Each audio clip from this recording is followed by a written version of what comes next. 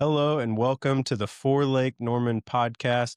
On today's episode, we're going to be talking about a popular phrase you may know about doing it for the love of the game. And really, what we're trying to get at in today's episode is what is it that gets you out of bed in the morning? Why do you do what you do? And we hope by the end of the episode, what you'll walk away with is knowing what is the answer to that question, or what's supposed to be the answer to that question for you. So we hope you enjoy the episode.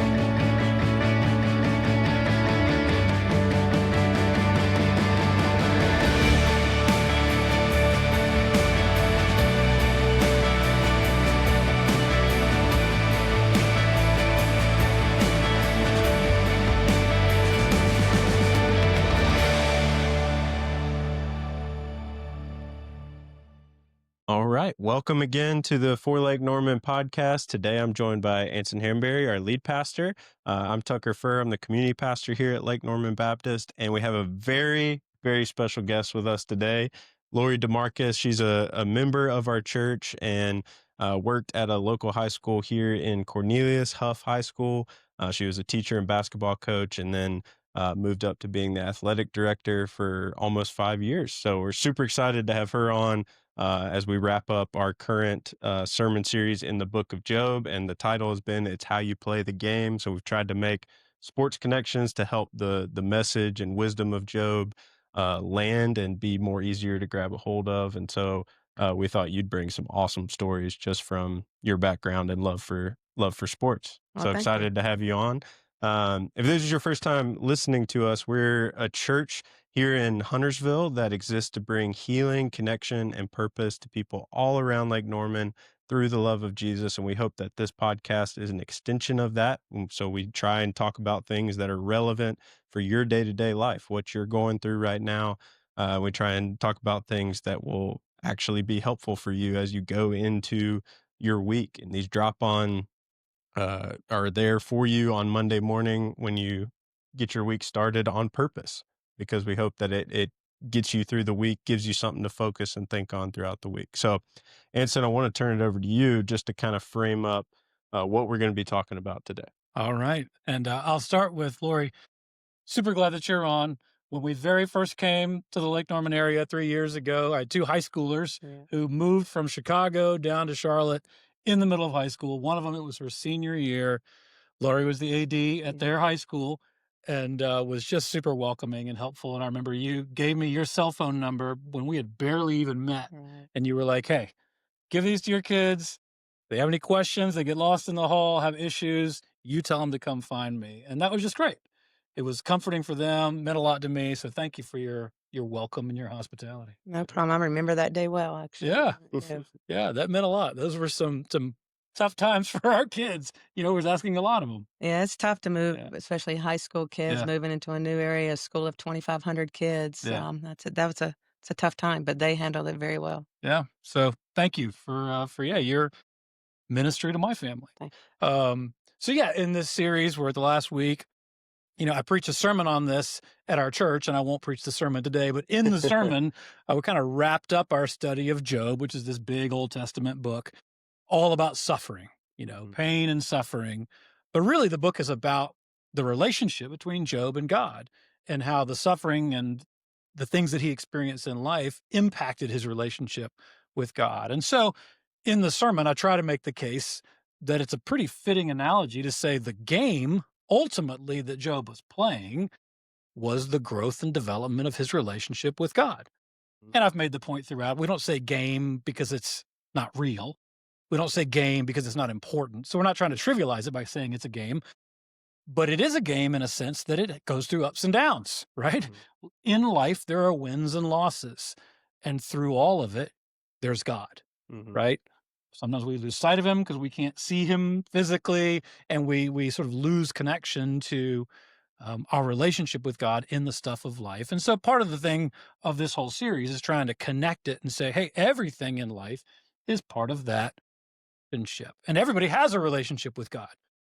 You know, he created us, we believe. So even if we ignore him and pretend he's not there and we have a bad relationship with God, we still have one. Mm. And so I think we have a lot to learn in the book of Job about how to cultivate that relationship of trusting God and living well, which is kind of the phrase I've been using throughout this series. And the reality is, when we suffer losses, it can derail us from trusting God and living well. So we've been seeing lots of different ways that we can trust God and live well despite the suffering of loss in life. And so in this last one, I think the perspective that we gain by backing up and looking at the end of the story and then reflecting on how it went, there's a lot about, playing for the love of the game, playing the long game for Job, um, playing a game where he's looking ahead.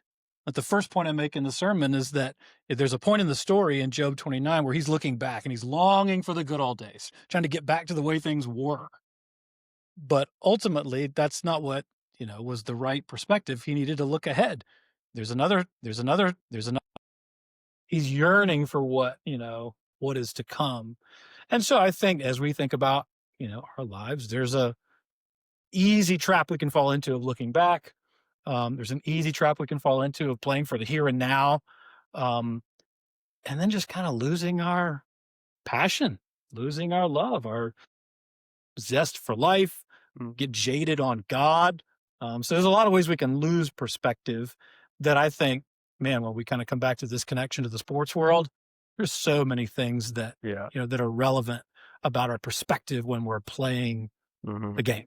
Yeah. So you, before we started this series, it kind of tasked me, just because I'm a huge sports fan. I watch football like crazy, Mhm. with trying to keep an eye out for, storylines and relevant things that apply to what we're talking about. And I've held off for the most part of talking about Tennessee, my favorite, football team, for most of the series. But as I have two daily Tennessee podcasts that drop each day that I usually listen to as I'm doing other things, and um, it hit me listening to them this week, and it goes exactly in line with what you just said. That sometimes when we experience loss or a difficult, challenging season, whether it's in life or in sports, it's so easy to lose perspective. And so, in going back to Tennessee, they just played a game against Alabama in Tuscaloosa, a place they haven't won since 2003. So I was 5 years old, or 6 years old, the last time that they won there. And it was, aside from a pick six right at the end of the first half where our quarterback threw it, their safety took it 99 yards to the house, which is a 14-point swing. We could have put 7 points on the board, but instead they scored 7 points. And it would have been a 2-point game going into the half, but instead it's a 9-point game. And so, they end up losing the game by 17, but in reality, you take away that play, it was a much closer game than what the final score shows.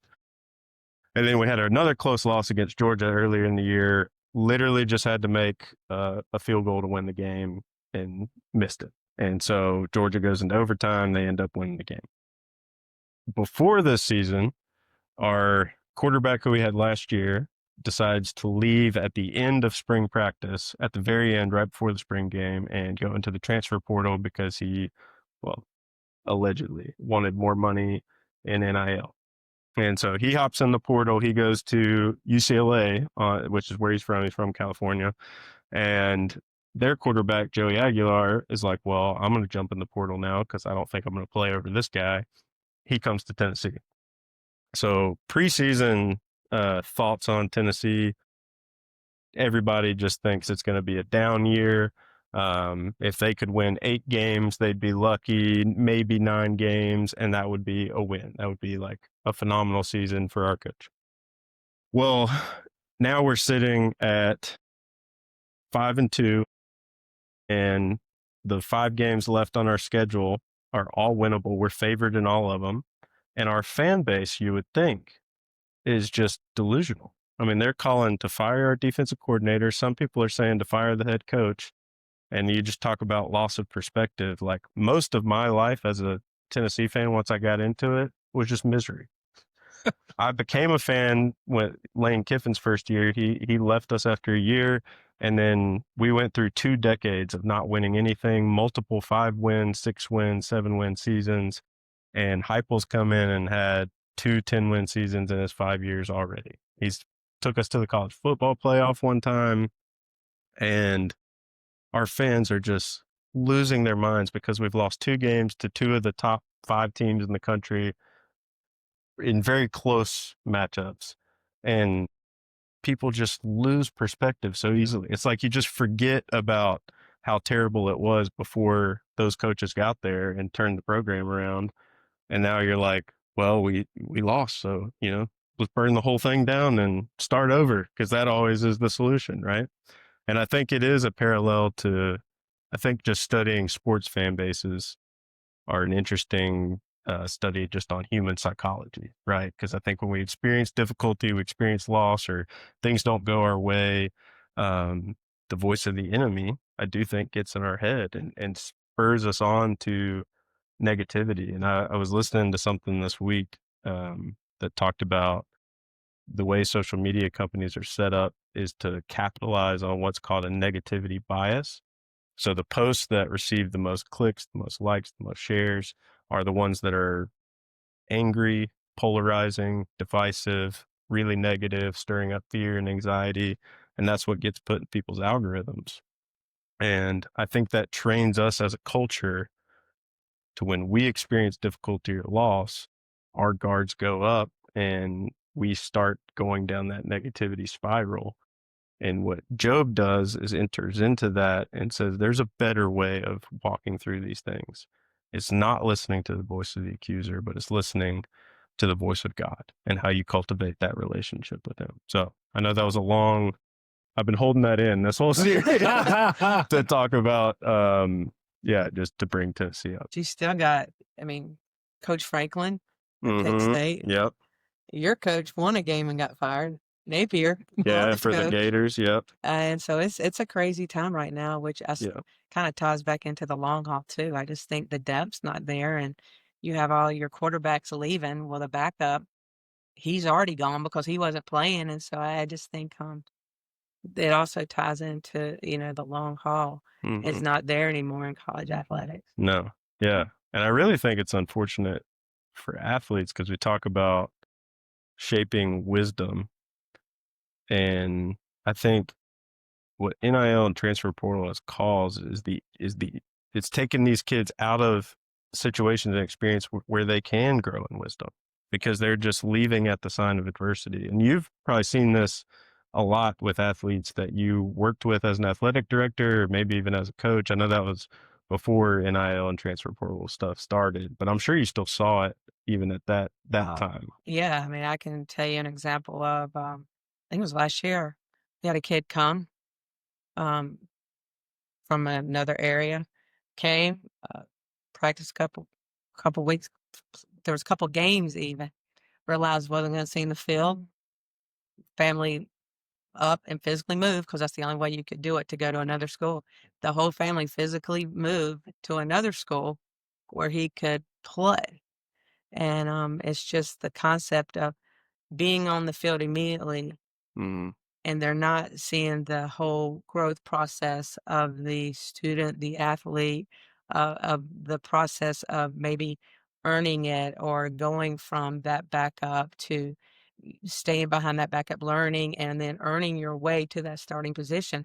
They're just saying, I'm going to take my ball and I'm going to go somewhere else. And I worry as a society that these kids are missing out on very valuable lifelong lessons that can help them when they're 35 years old and they've got the 2-year-old that is screaming and you're going to have to deal with it. You can't just take that kid and go trade it in for another one. And just, those life lessons that athletics teaches you that kids are missing out on just because of the get on the field quick.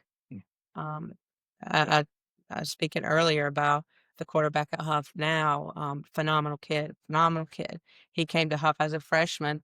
He very well could have started at 90% of the schools in the area, but he stayed. He played JV. He showed up every day. He nose to the ground, grind, worked his tail off, got in the weight room. Sophomore year, kind of the same thing. And now he's one of the top quarterbacks in the state, leading Huff, who's were undefeated. I think they're still ranked number one in the state. Mm. But this kid did it the right way, and the life lessons he's learning overall are far going to exceed whether he goes to college and plays Yeah. or Mm. not. What Yeah. he's learned in his high school career is going to be so valuable. Yeah. Yeah. And it even goes down to what's happening in youth sports now and just parents getting involved, and it's not always the kid who wants, everything right 99% of the now. time, it's the parents. Yeah. And I think, you know, it's just unfortunate put kids in a situation where they're missing out on opportunities to learn how to be resilient, because as we've talked about throughout this whole series, like, life is going to come at you at some point. You're going to experience some type of loss, some type of difficult experience, some type of adversity. It's going to happen, and if you just try and remove all of that from your life and avoid it at all costs, it's going to crush you. And that's when the voice of the accuser and those voices get in your head and tell you you're not good enough, or you deserve this, or all the things we listed. And I wonder how much that's happening to athletes these days, just with the climate of sports right now. But I think you've already shared some cool stories just about how athletes persevere and endure through it, and then they come out better on the other side.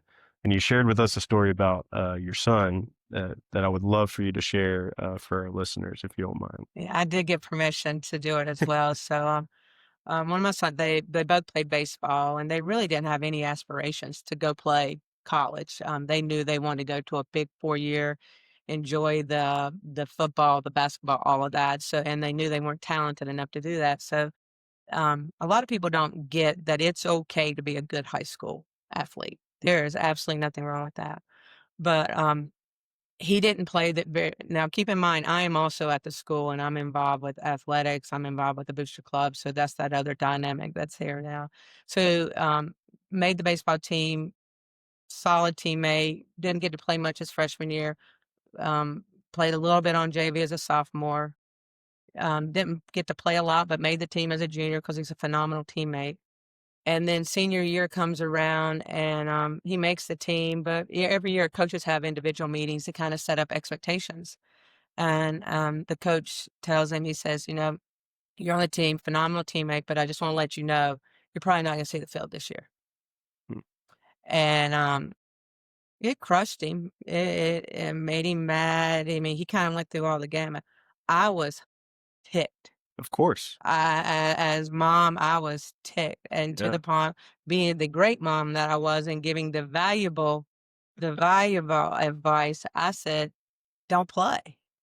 I said, "That is way too much time to, you've given all blah blah blah. You've done all this. You've done, and that's what they're going to tell you. Go ahead."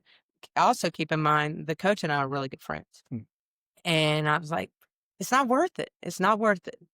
And he came home and he was a little despondent and, kind of rightfully so.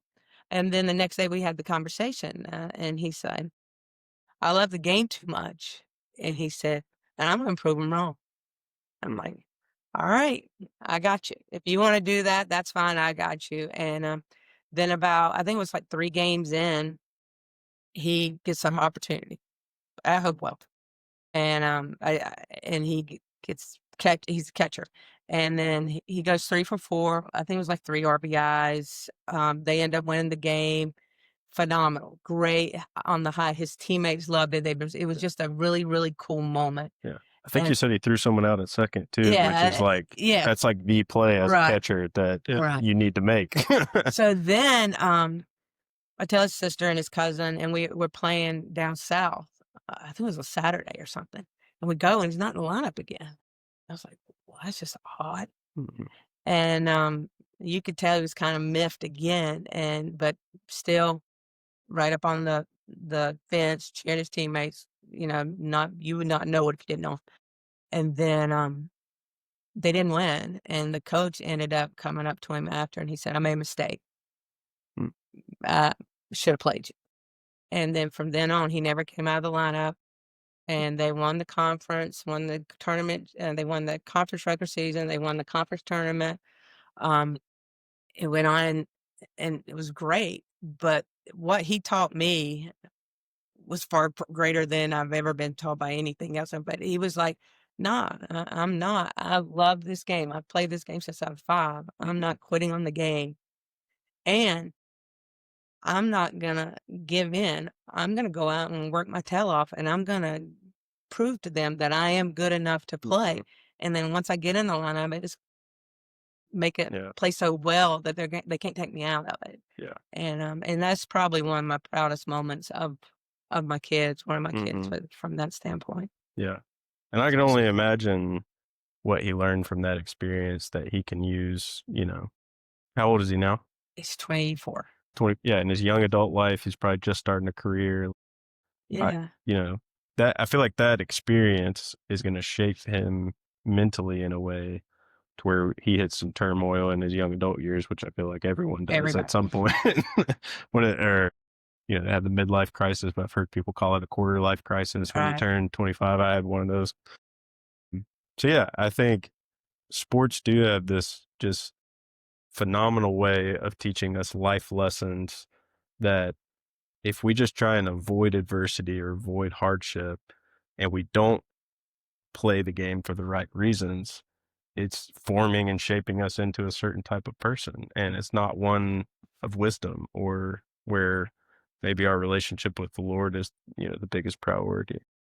And what I heard you say, Lori, in your story about Spencer is you kind of wove all of those lessons from Job, into Right. it. So it was his love of the game, his relationship with the game that gave him the tenacity and the grit to play the long game, right? To put in the work even when the reward hadn't come yet. And then finally in the end, it was worth it. But you kind of had to keep that forward focus and yeah, play for the right reasons and have the endurance. Yeah, and he also, I'm sure they never told me, but I'm sure he had people in his ear.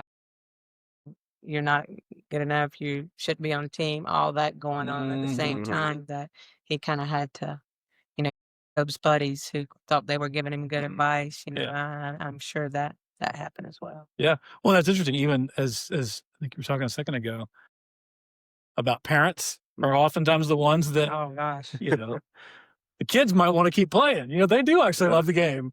And mom and dad, they see all the things that we want our kids to get out of the game, you know, Mm. the rewards, right? So we want them to get a scholarship or we want to sort of live vicariously through our kids. Mhm. So many traps we can fall into. And almost absurdly connected to these friends of Job who all they want Job, they kept telling him again and again and again, hey, just, it's almost like make up something to, admit to so you can get all your stuff back. Which Yeah. sounds like they're on his side, but man, that's sort of scary close to a parenting perspective to go, well, let's go somewhere else where you can get in the game. Let's Mhm. let's subvert the longer lessons that might come in life. Um, yeah, I hate to think about that as a parent. Like, Well, I didn't realize when I became an athletic director, I quickly figured out how bad of a parent I was.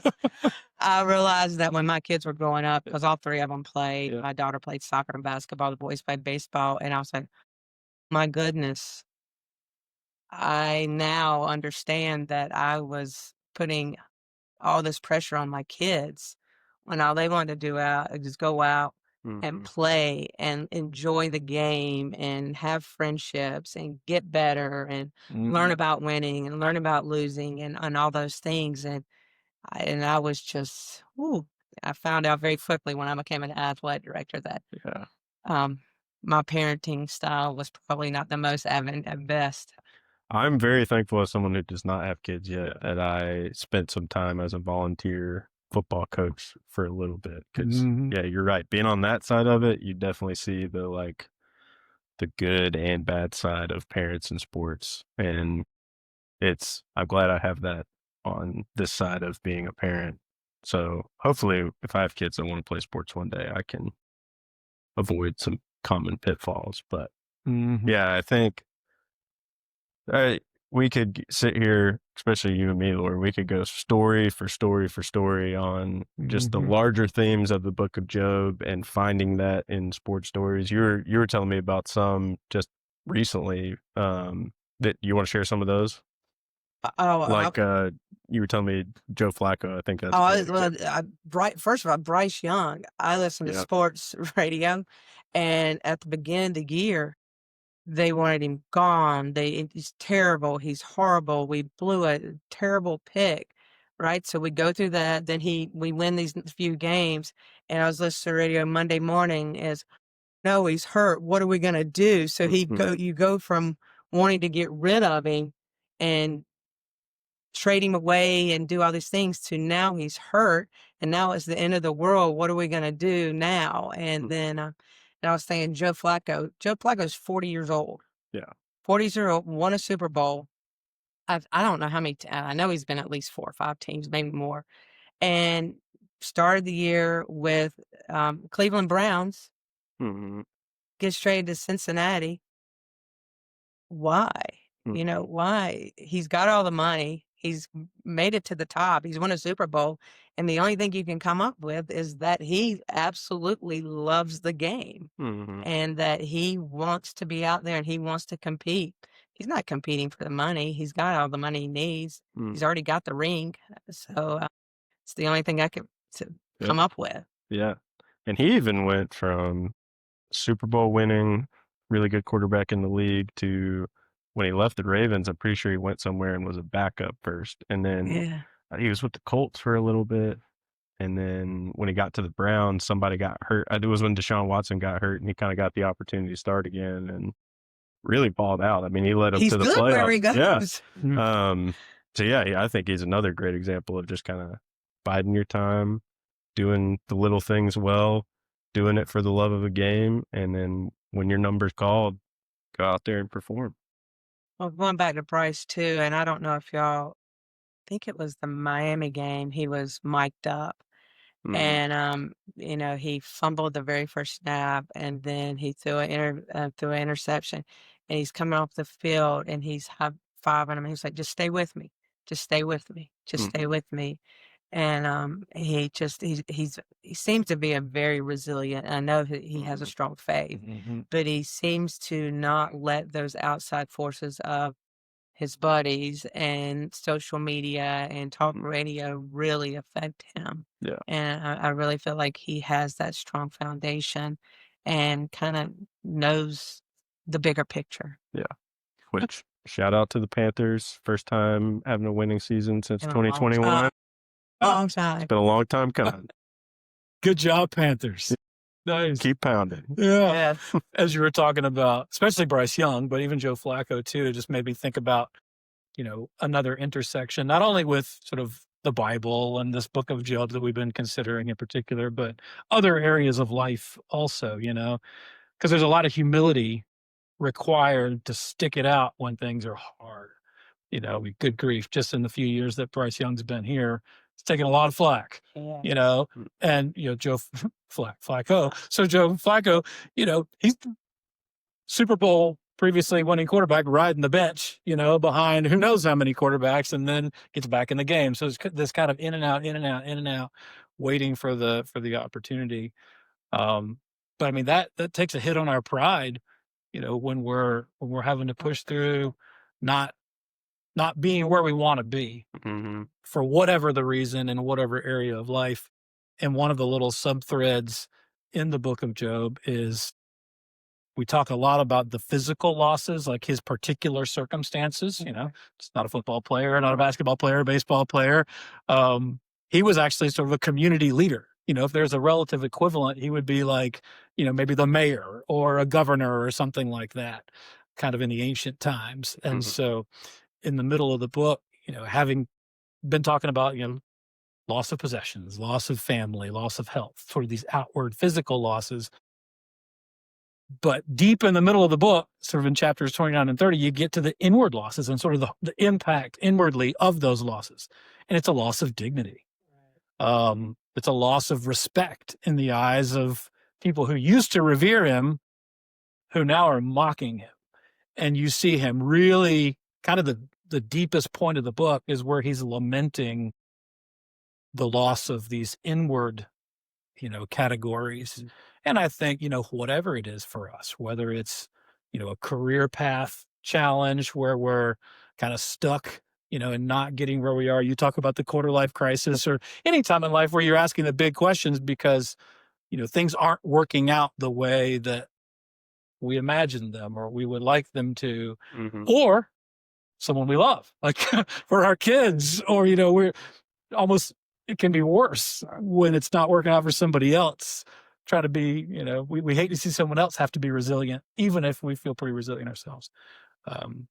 But I think, for all of us, as we kind of chew on the various ways it can happen, whether it's in sports or whether it's in some other area of life,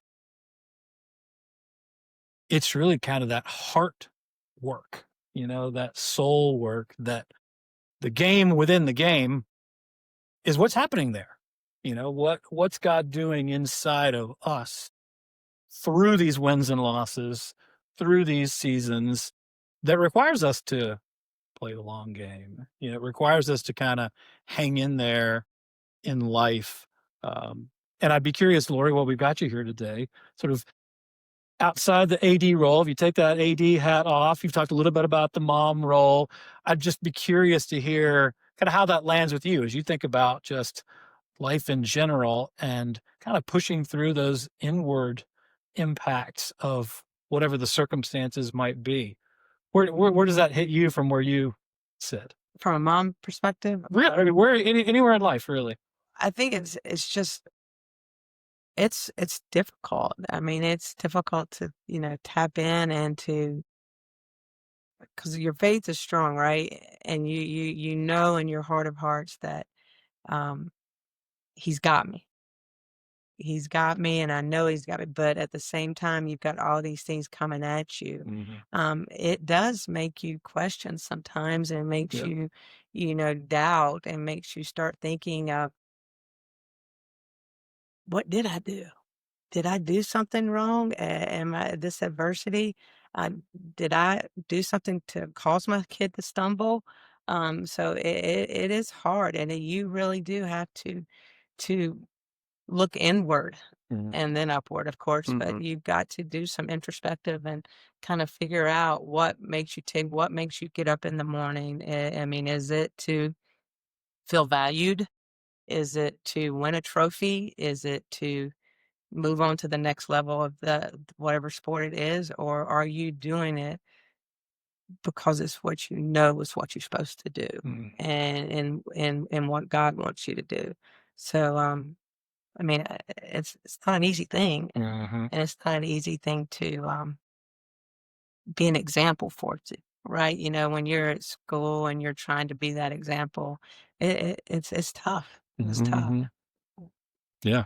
It at least what I've found in my experiences of talking with people, it often takes a crisis moment for people to ask the question, why do I do what I do? Or what is it that gets me out of bed in the morning? And that was true for me when I went through my quarter life crisis. I had to really think about like, okay, what am I like passionate about? Like what gets me out of bed in the morning? What do I love to do? How do I feel like I'm wired? What do I feel like I'm created for? And asking those big questions of purpose only came because I was in a season where I was battling depression. I was questioning my sense of purpose, wrestling with, you know, is the career path I've chosen actually the right one, or is there something else I should be doing? And just that constant battle put me in a place of adversity. And I, had to look it in the face and be like, okay, well, ask the question, what is God trying to teach me through this? I've come out on the other side in the role that I'm in now, and I feel like I'm doing exactly what I'm supposed to be doing, and I love it. Like, it's never hard for me to come to work, never hard for me to get out of bed in the morning. Well, I don't want to say it too ideal. Too ideal. Sometimes it's hard for me to get out of bed. but yeah, I think suffering has a unique way of forcing us to not only look at ourselves but look at Yeah. God and ask these bigger questions, which I think is a really good thing, because in our hustle, busy culture, too many of us don't take the time to think through that and self-reflect and learn more about ourselves. And so sometimes God needs to put a disruption in our life Yeah. so that we can take a step back and ask those questions. Yeah. Yeah. And whatever, listener is thinking about a relationship with God, I don't mean we're all over the map, Mhm. people in all different places. One of the things I want people to hear is that there is a God who created you, who loves you, who has good intentions for your life, even though sometimes it's very, very hard for us to see. Glad we have an example of somebody like a Job. I'm glad we have so many other examples in history and in different disciplines to remind us, yeah, I think that is true, to believe in God and to trust that there's a plan there. And when you get all the way to the end of the book of Job, after all the suffering, all the good things that Job had at the beginning, and he was like, the wealthiest, most powerful man around at the beginning, Mhm. well, it all came back double in the end. Mhm. And I don't, the point is not that more possessions erases the pain of everything, or he had 10 more children. That doesn't take away the grief of losing the first 10 children. That's not really the point. It's not that it erased the pain of the life. That pain was real, right? But what I do think it points to is God's heart for us, Mhm. God's love for people, and that in the end, if we'll only play the long game, you know, Mhm. stick with it, keep the faith, trust in God, do things the right way. It's never going to be perfect. Even Job was far from perfect. He had to get corrected. But in the end, I think what we learn from that story in particular, that I just think it has connections in so much of life, is that even when we don't feel it today, God has a big heart for every one of us. Mhm. And the sort of double blessing at the end of Job's life is almost an affirmation to say, well done. Yeah. You've hung in there. And I want to put an exclamation point on my love for you. And, it's like a proud dad, Mhm. it's like a proud mom when your son Right. hung in there Right. and he got in the game and it all paid off. And I just think there's reward for trusting God and living well, even It's through the hard. losses. Yeah, sometimes it's hard, and never anywhere is it said that it would be Yep. easy. Mhm. And the fact that you come out on the end, and that since you've endured, and he's loved you through the whole Yep. all of it. But it's a little bit easier to see at the end Yep. once you've made it through it all, but it's well worth it, that's for sure. Yeah. Yeah. Yeah. That's right. Yeah, and we were both part of a group meeting at our church right now, a discussion group around this podcast called Questioning Christianity by Tim Keller. And so trying to create a space where people can ask tough questions and, invite friends and neighbors to be a part of it.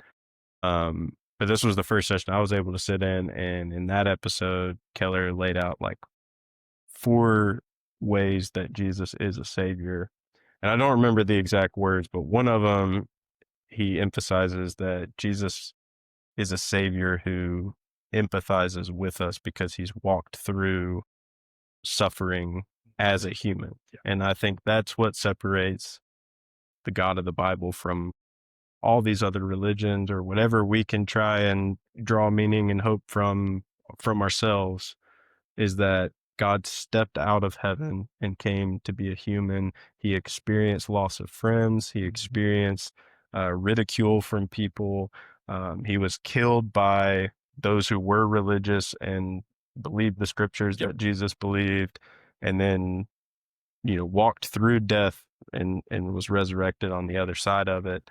But one of the most famous passages is Jesus wept, just because it's easy to remember. Yeah. But that's right after one of his really close friends, Lazarus, dies, and he knows that he's going to raise him, and yet he weeps with the other disciples that were there and Lazarus's family. And so he's a God, even when we're in the middle of suffering, that knows what it's like to feel those things, and he wants us to share that with him, and he gives us love in return in those moments. And so, yeah, suffering can be a unique way that God draws us closer to himself and helps us deepen that trust and our love for him. Yeah. And once again, not to make it trite, but that's part of the game. Yeah. Yeah. Yeah. So That's like the point of the game. yeah. Not winning or losing, but that relationship. Yeah. Through all of it. Cultivating it. So. Yeah. Grow in love, both for God and for other people. It brings healing, brings connection, brings purpose. Yeah. Through the love of Jesus, which is what it's all about. So no, I think this has been good. Lori, thank you so much for thank you. I appreciate it. spending time with us today. Anytime. Enjoyed it. Yeah. And you were downplaying being on the show, but I think you were an excellent first guest from our congregation to have on. Only up from here. Only up from here. Well, thank you all for taking the time to listen to this week's episode. If you enjoyed the episode, go ahead and hit that thumbs up button, subscribe to the channel so you can get these episodes weekly. And we hope that this gives you something to chew on and think through throughout your week. And we'll look forward to seeing you next week.